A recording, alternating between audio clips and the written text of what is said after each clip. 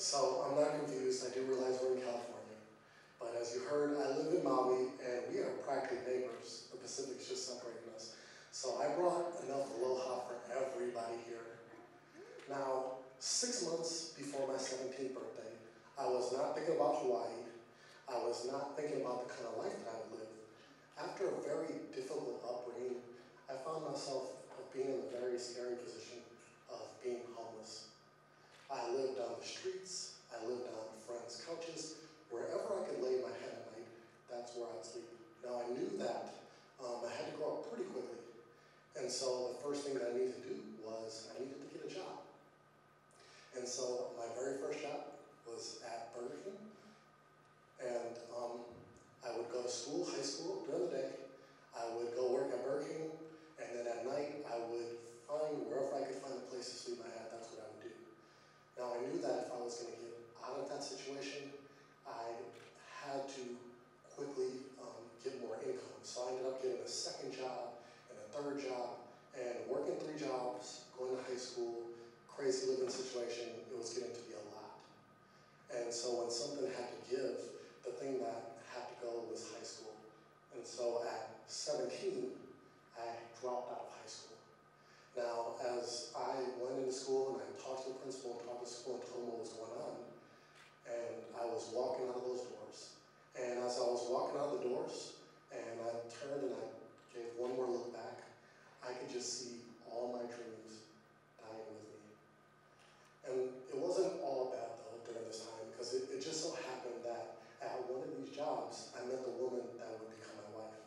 And we got married the day after I turned 18. Now, she is a lot smarter than I am. And most husbands here will tell you that our wives are a lot smarter than we are, right, husbands? Yeah. And so I had all these big dreams, all these things that I wanted to do. And if I was going to do those, I needed to have a high school education. So the first thing she had me do was go back and get my GED, which I did.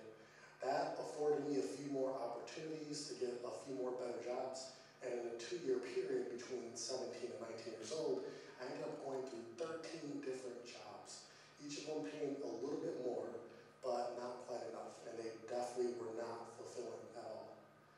And so here I was going through all these jobs. And at 19, I had the opportunity to start a business. And it was a business that hadn't been tried before, so I was pretty excited. And the business actually did really well. It grew really, really fast. And 6 years into this business, after building it, the business brought in $500,000. I had 5 employees in 3 states. You would think life would be good, right? But I was young. I was in my 20s. I didn't understand anything about business. So it didn't take long for me to completely mismanage this business. The money would come in and it would go right back out. At 22 years old, I owned 2 houses, I owned 3 cars, I owned PlayStation, Xboxes, Ataris, anything that you could imagine, anything you could spend money on, I did. And the money would come in and go out.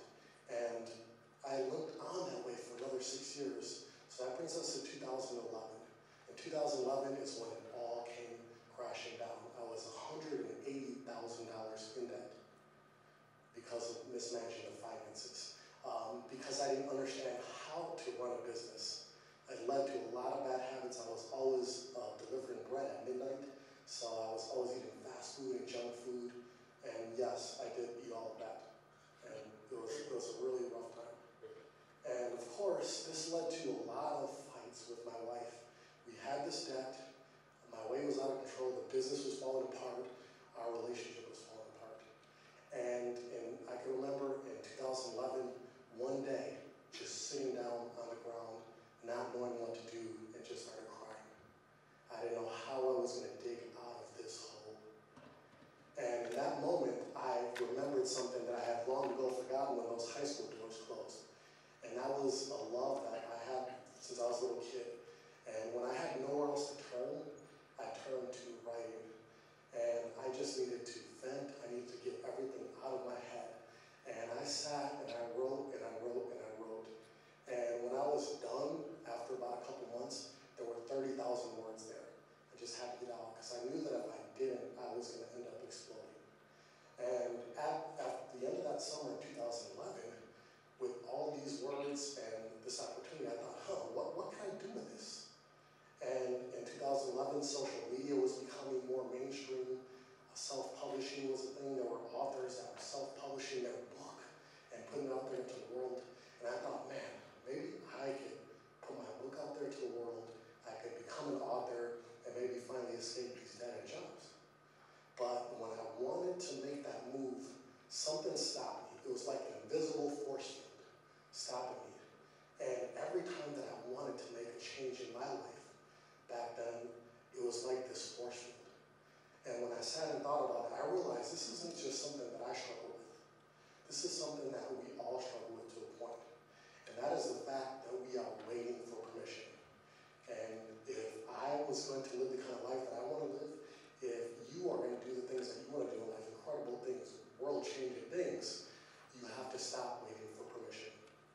And I want to give you 4 reasons why you don't have to wait for permission. Number 1, we have unparalleled access to knowledge. When you don't know how to do something, what is the first thing that you do? Google it. You Google it, right? If you want the video, you go on YouTube. And once you do that, it spits out millions of results. We have access to a knowledge in a way that's never been there before. It's unprecedented. If you want to learn how to do something, the access is there. As we're sitting here, there are billions of people logging onto the internet, figuring out how to do all kinds of things. Number 2, we have amazing technology. When you want to Google something, the first thing that you probably do is you pull out your smartphone, right? And you Google it right there. If you own a smartphone, you have the wealth of the world in your palm, right there for you. There's technology that is doing incredible things, changing our society. We're probably going to even hear about some of it today, but the technology is good and it's only getting better. You don't have to wait for permission because the technology is there. Number 3, no one will ever give you permission.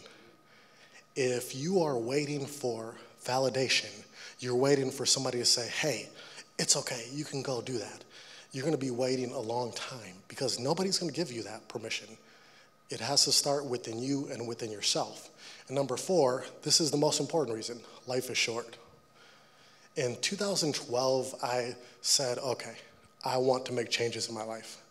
And I started this journey, and right when I was kind of still a little bit on the fence, my father died. He was 54 years old. And as I sat at his funeral, I had so many thoughts that were going through my head.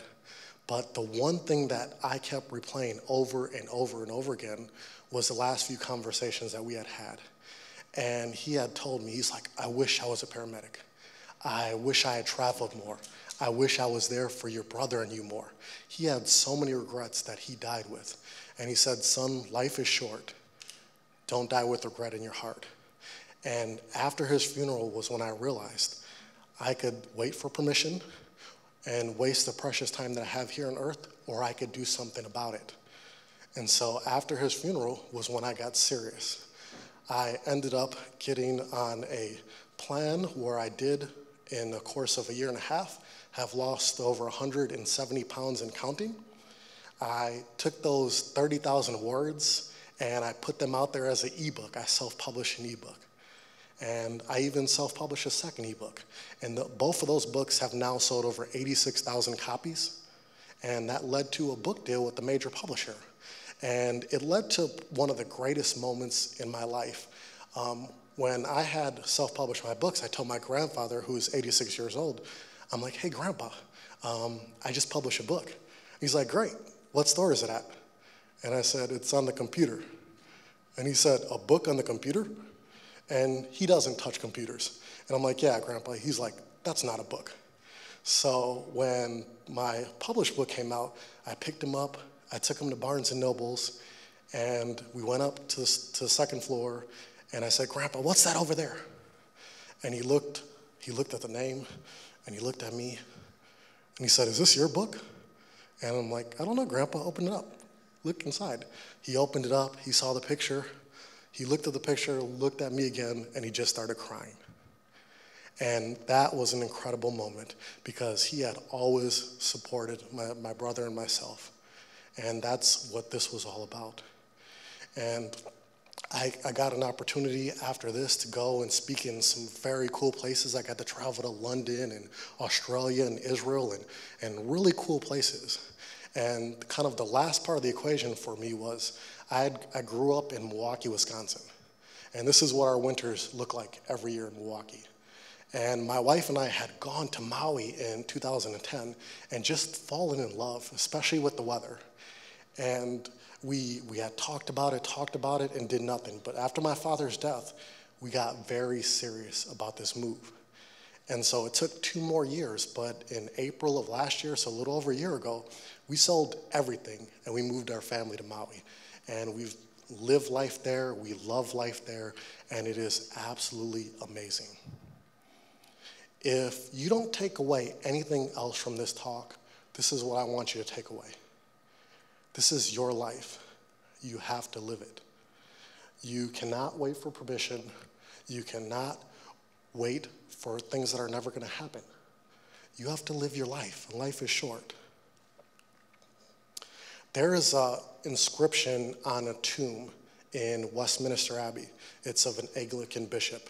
And the inscription reads like this: "When I was young and free and my imagination had no limits, I dreamed of changing the world. As I grew older and wiser, I realized the world would not change. So I shortened my sights somewhat and decided to only change my country, but it too seemed immovable. As I grew into my twilight years in one last desperate attempt, I settled for changing my family, those closest to me, but they would have none of it. And now, as I lie on my deathbed, I realize if I had changed myself first, then by example, I would have been able to change my family. From their inspiration and encouragement, I would have been able to change my country.